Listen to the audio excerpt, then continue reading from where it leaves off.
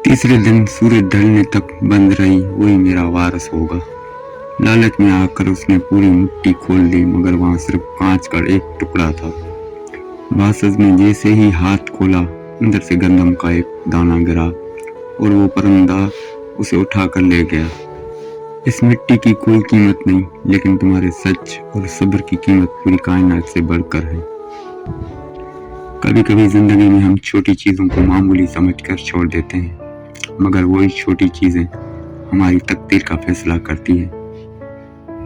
ये कहानी है शेख इदरीस और उन 3 नौजवानों की, जिन्हें एक अनोखे इम्तिहान से गुजरना था। बाजार में ढोल बज रहा है और मुनादी करने वाला ऐलान कर रहा है। मुनादी करने वाला, ए शहर वालों, शेख इदरीस अपनी दौलत और हकमत का वारिस तलाश कर रहा है। जो इन 3 दिन के इम्तिहान पर पूरा उतरेगा, वही उस अदीम जायदाद का मालिक बनेगा। तीनों नौजवान अहमद, बासत और जुबैर शेख के सामने खड़े हैं। शेख इदरीस, ये लो, तुम तीनों की बंद मुट्ठी में तुम्हारी किस्मत है। उसे 3 दिन तक नहीं खोलना। जिसकी मिट्टी तीसरे दिन सूरज ढलने तक बंद रही, वही मेरा वारिस होगा। अहमद दिल में, जरूर इसमें कोई बहुत बड़ा हीरा है। अहमद अपने कमरे में अकेला है और मिट्टी को देख रहा है। अहमद, इतनी हल्की मिट्टी, कहीं शेख हमें बेवकूफ तो नहीं बना रहा? दिल में जरा देखता हूँ कि अंदर क्या है। अहमद ने थोड़ा सा हाथ खोलकर देखा, उसे अंदर चमक नजर आई। लालच में आकर उसने पूरी मिट्टी खोल दी, मगर वहां सिर्फ कांच का एक टुकड़ा था। अहमद की लालच ने उसे पहले ही दूर से बाहर कर दिया। बासत थका हुआ बैठा है और हाथ में दर्द महसूस कर रहा है। बासत, हाथ सुन हो रहे हैं। शेख कौन सा देख रहा है? मैं थोड़ी देर हाथ खोलकर आराम कर लेता हूँ, फिर दोबारा बंद कर लूंगा।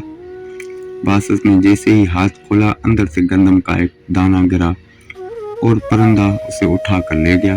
बासत की लापरवाही ने उसका मौका छीन लिया। जुबैर का हाथ थरथरा रहा है, पसीना बह रहा है, मगर मुट्ठी सख्ती से बंद है। जुबैर खुद से कलाम, दर्द आर्जी है, लेकिन वायदा पूरा करना असल इज्जत है। मैं मुट्ठी नहीं खोलूंगा।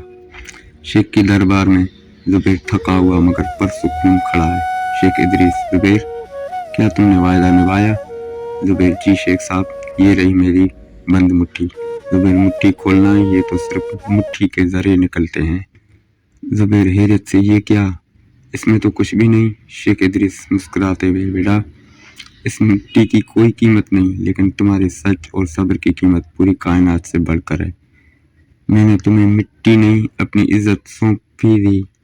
आज से तुम मेरे वारिस हो। याद रखें, अमानतदारी और सब्र वो दौलत है जो कभी ख़त्म नहीं होती। अगर आपको ये कहानी अच्छी लगी तो उसे लाइक करें और हमें बताएं कि क्या आपने कभी किसी का भरोसा जीता है।